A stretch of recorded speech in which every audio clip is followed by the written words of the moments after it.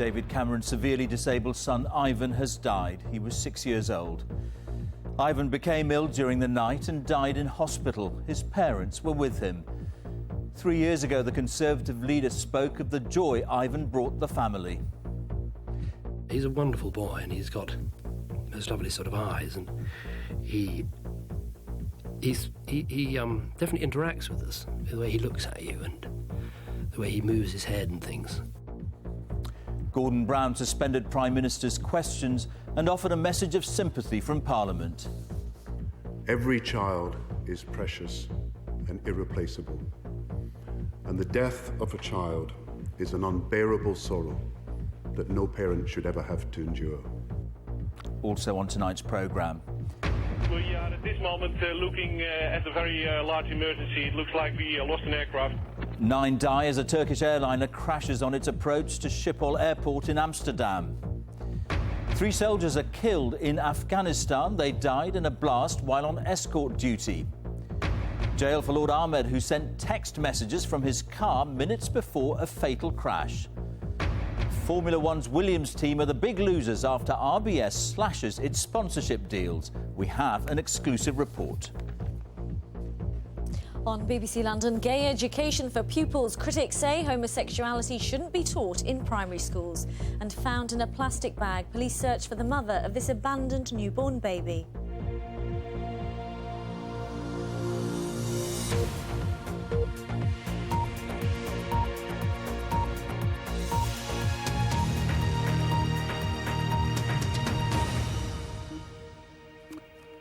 Good evening and welcome to the BBC's News at 6. David and Samantha Cameron's son, Ivan, died in hospital this morning.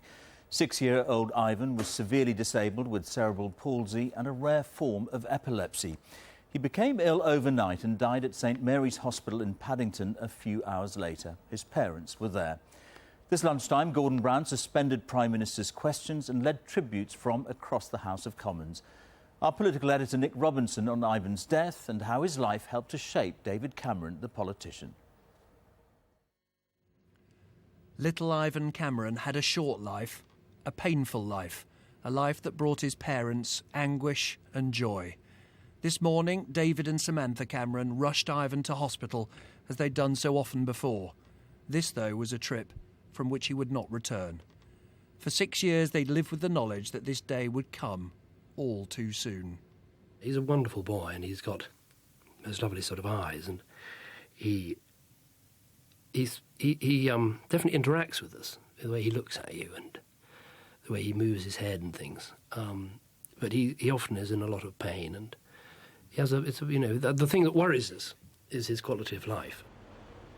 When the Prime Minister heard the news, he proposed cancelling question time as a mark of respect. He too is a father still grieving for the loss of his first child. It was a loss that every MP who packed into the House of Commons could feel.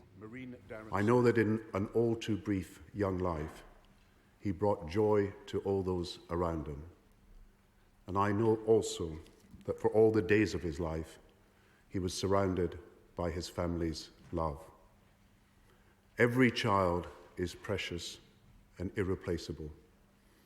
And the death of a child is an unbearable sorrow that no parent should ever have to endure.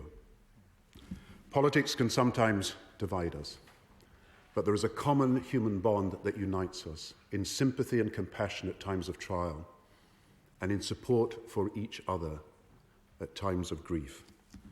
Sarah and I have sent our condolences to David and Samantha, and I know that the whole country, our thoughts and our prayers, are with David, Samantha and their family today.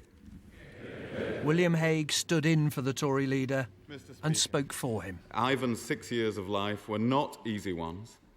His parents lived with the knowledge for a long time that he could die young, but this has made their loss no less heartbreaking.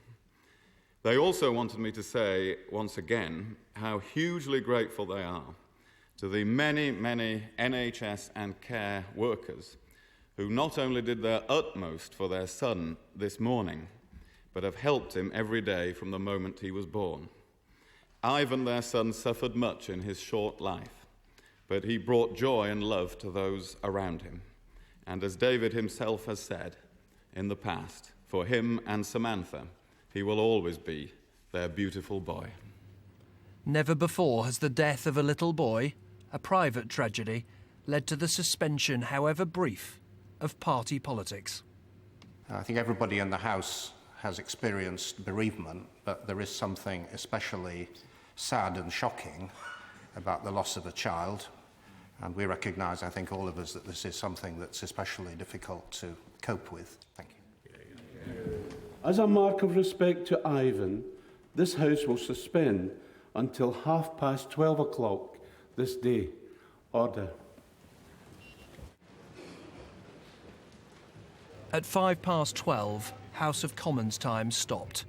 A mark of respect for a little boy who all at Westminster know has shaped the life of the man who may be our next Prime Minister. Journalist Ian Birrell, the father himself of a severely disabled child, is now a family friend. For David, like me, coming from quite a well-off background, it brought him into contact with sectors of society perhaps he hadn't had much to do with. It meant that he was sleeping in the emergency wards, sleeping overnight, meeting people like social services, meeting carers, and meeting a lot of other parents in a similar situation.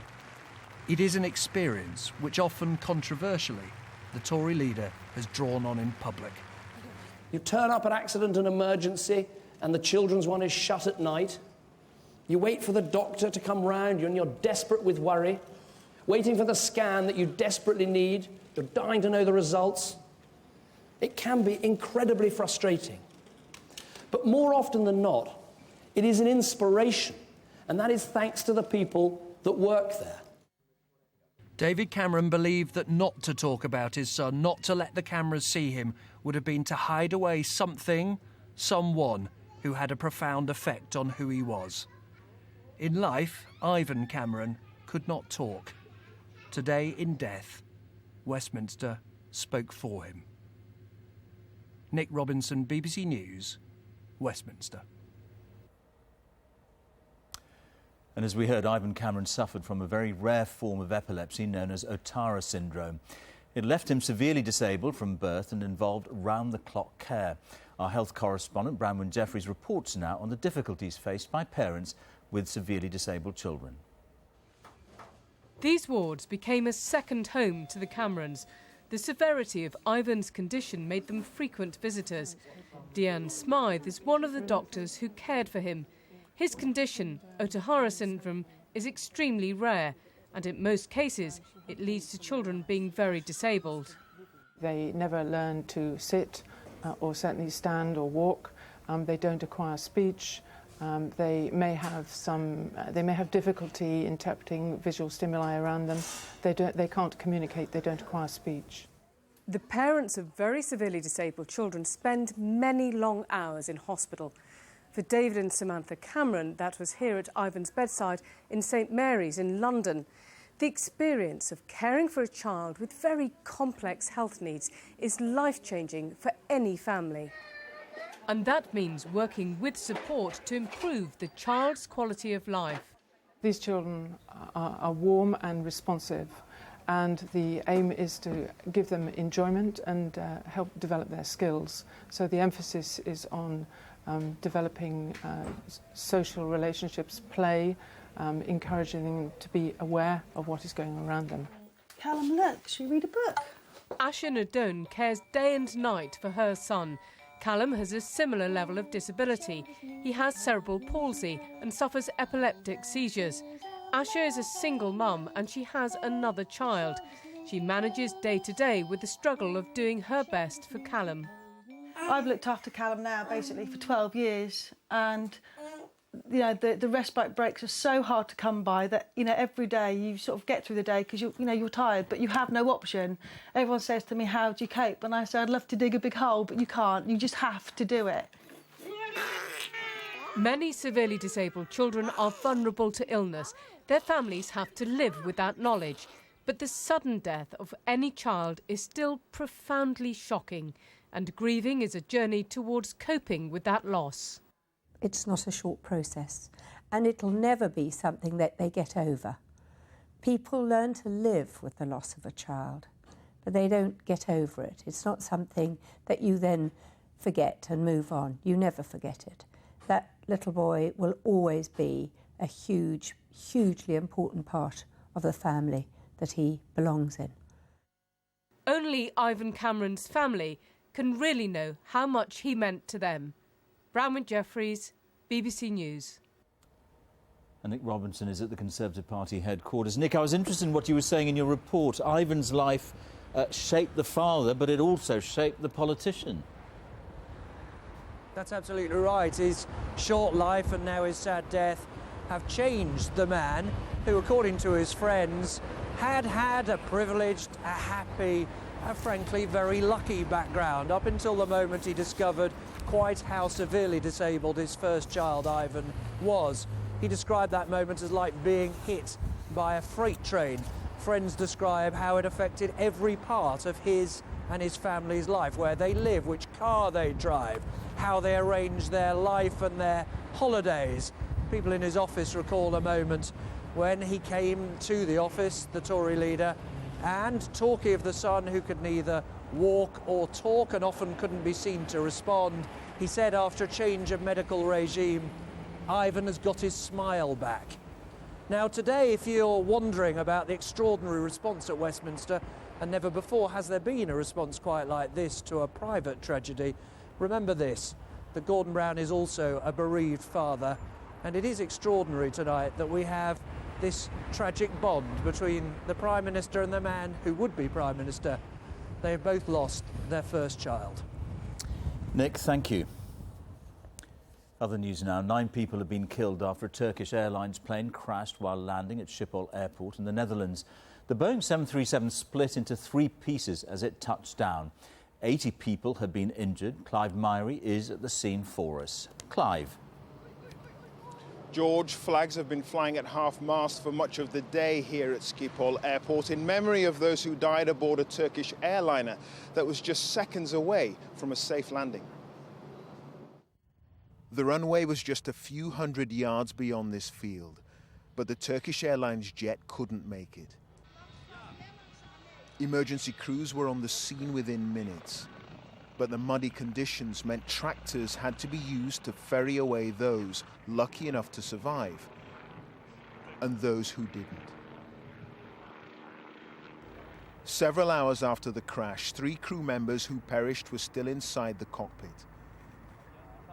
Once investigators finish their inquiries, the cockpit can be cut open and the bodies removed. So what happened to flight TK1951? Well, all seemed well as it made its final approach to Schiphol around 10:30 local time this morning. The landing gear was down, but steadily the nose rose higher and higher. At one point I realized that I was hearing engine noise, but it wasn't coming from that plane, combined with the sight of a plane which was traveling very, very slow, given the fact it was still 3 kilometers away from the runway. Approaching its designated runway from the north, the plane fell short, crashing into a field and breaking into 3 pieces. But there was no fire or explosion. The fuel tanks remained intact. It's believed the tail hit the ground first, with the already deployed undercarriage being ripped off. Weather conditions were good this morning when the plane came down. The skies were overcast, but visibility was fine and the winds were light. Crash investigators have been poring over the wreckage all day, trying to work out just what went wrong.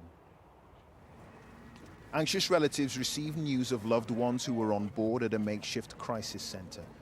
For some, their worst fears were realised. For survivors of the crash, miracles do happen. I was scared I wouldn't see my children again. That's about as scary as you can get. The black box recorder has now been found. Witness to an horrific tragedy that so far no one can explain. Plenty of questions then this evening and few answers. Crash investigators will continue their work in earnest at first light. George. Clive, thank you. 3 British soldiers have been killed in an explosion in southern Afghanistan. They'd been on what's described as an escort operation in Helmand province and were from 1st Battalion, the Rifles. Their families have been informed. We can speak now to Martin Patience, who's in Kabul. Martin, I know it's not always easy to get information on these incidents, but what can you tell us? Well, we understand that these 3 soldiers died of injuries sustained in an enemy explosion just northwest of the provincial capital, Lashkargah. A helicopter was scrambled to the sea last, and a doctor on board that aircraft pronounced the men dead. And as you said, their families have been informed of their deaths. Now, these latest casualties takes the number of British service personnel killed in Afghanistan to 11 this year. British forces are fighting a fierce counterinsurgency campaign against the Taliban and other militants in the south of the country. And in the coming months, thousands of additional American forces are expected to deploy there. To bolster the British forces, and military commanders here hope that that will make the difference and provide more security in a province which has seen some of the worst violence in Afghanistan in the last 12 months. All right, Martin, thank you. The Labour peer Lord Ahmed has been jailed for 3 months for dangerous driving after sending and reading text messages at the wheel. It was just minutes before he was involved in a fatal accident which killed another driver. But the judge at Sheffield Crown Court said the crash was not caused by Lord Ahmed's use of the mobile phone. Chris Buckler reports. I, Nazir Lord Ahmed, do swear by Almighty God. Nazir Ahmed was made a Lord in recognition of his community work. He's been a politician, a businessman and even a magistrate. But he arrived at court today knowing that he was facing the real possibility of a prison sentence. On Christmas Day 2007, his car crashed into another vehicle on the M1 in South Yorkshire. Its driver, Martin Gumbar, was killed. His car had already been involved in an accident and was lying across 2 lanes on a dark stretch of the motorway. A short time before the crash, Lord Ahmed had been sending and receiving a series of text messages while driving at around 60 miles an hour. He had stopped using the phone around 3 miles before he hit Mr Gumbar's car, and the judge made clear that there was no causal link between his use of the mobile and the crash. However, he said his deliberate and prolonged use of the mobile over a period of some 16 minutes required a custodial sentence. Tests found that Martin Gumbar, who died in the crash, had been drinking. And outside court, Lord Ahmed's solicitor strongly criticised the jail term handed down. I'm extremely disappointed with that sentence. I am sorry to say that I find it inappropriate, and I think he's been used as a scapegoat. Mr Gumbar's relatives said they felt the 12-week prison sentence wasn't enough, but the police insisted the case was a warning for all motorists. Using your mobile phone whilst driving is dangerous. That is why it's an offence. Today's sentence reflects the seriousness which the courts and the police service view this offence. This evening, Lord Ahmed is beginning his prison sentence at a jail in Doncaster, a long way from the Lords. Chris Buckler, BBC News. And the time is 18 minutes past 6. Our top story tonight. David Cameron's severely disabled son Ivan has died. He was 6 years old. And coming up, a special report from the icy wastes of Antarctica as scientists have more bleak warnings of the effects of global warming. Later on BBC London, a dazzling display of the impact of the recession as the middle classes flock to the pawnbrokers. And back to the bridge, former Chelsea boss Claudio Ranieri returns tonight to settle an old score. More at 6:30.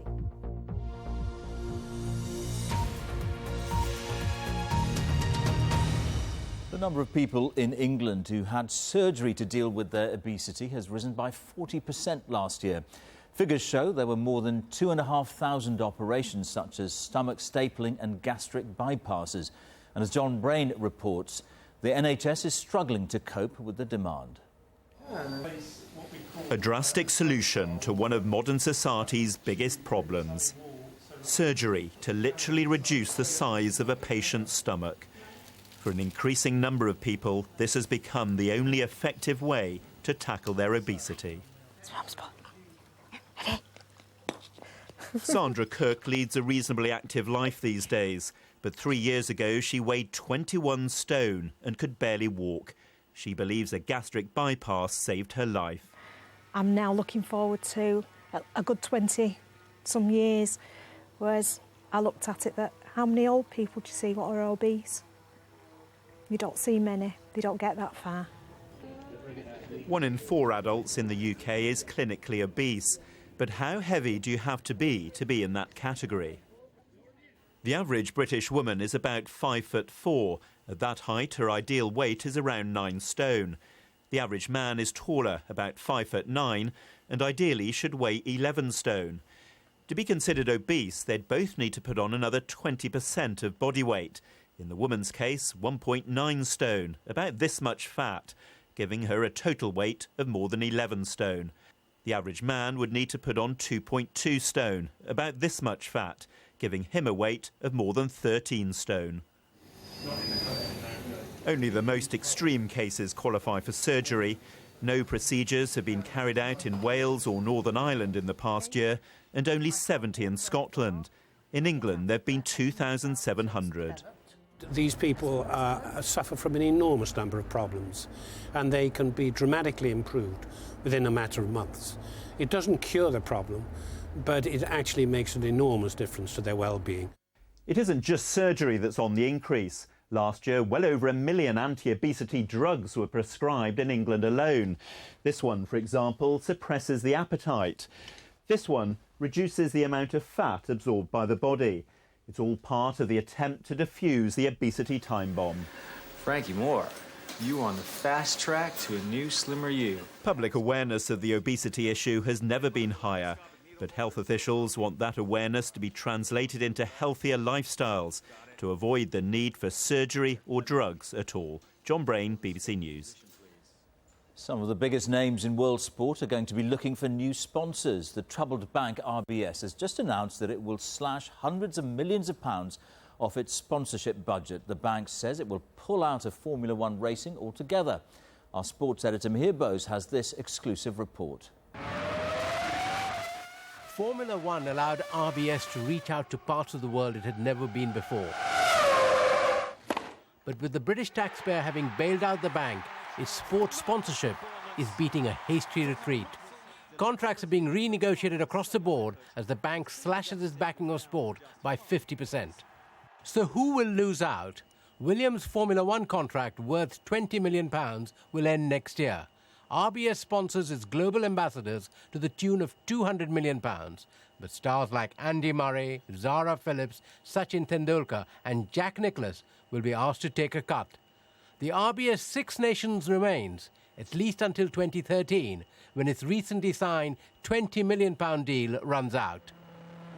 Even before this, Formula One teams were facing problems, and the sport has accepted it had to adapt. But Sir Frank Williams feels his team can survive this setback. It might be harder for other people, but most Formula, if not all Formula One teams, contain a fairly formidable, aggressive bunch of sporting individuals who love what they do. And that's a great motivator and a provider of great energy to find the necessary funds. This is the latest of sponsorship setbacks.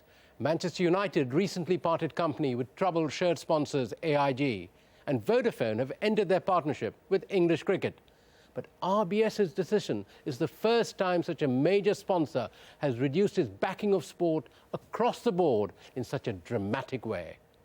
The financial services and RBS are major contributors to sport, not just in this country, but throughout the rest of the world, and it will have a major impact. Sport has never had it so good, and many still feel it could ride out the recession. But for such a major backer to pull out in this way shows sport cannot escape the harsh reality check of the downturn.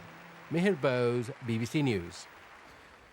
There's another bleak warning from scientists on the effects of global warming. A new report has found that glaciers in the Antarctic are melting faster than previously thought. They say it could cause a rise in sea levels. There's also evidence that warming of the continent is much more widespread than previously thought. From northern Antarctica, our special correspondent Richard Bilton sent this report. This is a report that looks at what is changing in these vast spaces at the South and North Poles. And though it looked at both ends of the world, it's here in Antarctica that some of the more worrying signs have been found. It seems the more scientists look, the more they see signs that the climate could be changing. This team, near the South Pole, battered by winds and temperatures of -50. But this is science looking for clues, moving and monitoring across virtually uncharted land. This is what the polar year was about, getting evidence. Drill into the snow and you bring out a frozen record of 1,000 years of temperature. The assessment is thorough. Where you do a lot of your work as its own here? Yep. But work like this is behind the report and its conclusions. So here, in the top part of it, you see the temperatures here, on the ground and in the sea, are rising, and glacier melt is speeding up. You should be a little bit worried because it is. It's unprecedented in temperature change, at least in the last several thousand years, since the end of the last ice age. The Antarctic winter is about to turn this place dark. This Norwegian research station will close its main operation tonight. The window for scientists is small, and a feature of the work at the poles is the international cooperation. One of the reasons to be a glaciologist is because it's interesting, it's environment, and you feel like you can give something back to everybody else by finding out about what's going on. And some of the things are positive. From here, they monitor the hole in the ozone layer that sits above the Antarctic. They say regulations controlling CFCs have made a difference. We have some success stories, and the CFCs and the ozone depletion is one. This report is not predicting dramatic change, but it is a warning. When you're here, this place feels so far and so different from the rest of the world. But the science seems to be suggesting that here, like everywhere else, it is starting to get warm. Richard Bilton, BBC News in the northern Antarctic. To more moderate climes now and the weather with Alex Deakin. Hello. Thanks very much, George. Hello there. The climate is warming up and our weather on a day-by-day, season-by-season basis still has some big variations in it. Really mild to end February, but it does look as if this winter is going to be the coldest for over a decade. And, of course, we had the heaviest snowfall earlier this month for 18 years. The concern tonight is with the winds across northern Scotland. Severe gales for Shetland and Orkney, gusts of 60 to 70 miles an hour. They will gradually ease later in the night. We keep outbreaks of rain in western Scotland. Could be a little bit of drizzle across southern counties of England with more cloud here. In more central areas with clearer skies, temperatures will drop down to 4 or 5 degrees. In more rural spots, possibly getting close to freezing. So a cooler night. Now, it'll be quite a wet day tomorrow in western Scotland, and outbreaks of rain will work slowly across Northern Ireland into parts of northwest England and also North Wales. Further south, it will be a brighter day compared to today. There should be some spells of sunshine, at least for a time, across South Wales. But the cloud through the afternoon will increase, and there'll be a little bit of rain getting into the north coast of Wales through the afternoon. After perhaps a dry start, turning quite soggy in Northern Ireland, it's going to be a pretty miserable day along the west coast of Scotland. Outbreaks of rain here throughout. A little bit of that rain getting to eastern parts of Scotland. The wind should be a touch lighter across Shetland and Orkney. Some brighter skies for the borders and northeast England. The thickening cloud will bring a little bit of rain to Cumbria and Lancashire. Possibly the odd spot as far south as the Midlands through the afternoon. But for East Anglia and southeast England, it should be dry. And as I mentioned, a brighter day than today. There will be some sunshine, although through the afternoon, right across the south, the cloud will start to thicken once more. A mild day with highs of 12 degrees. The mild weather continues. Patchy rain across northern England and southern Scotland clears away. Temperatures again exceeding double figures, and that dry, mild weather should continue into the weekend. George. All right, Alex, thank you. A reminder of tonight's main news. David Cameron's severely disabled son, Ivan, has died. He was 6 years old. It's nearly 6:30. Stay with us. It's time to join the BBC's news teams where you are. Goodbye.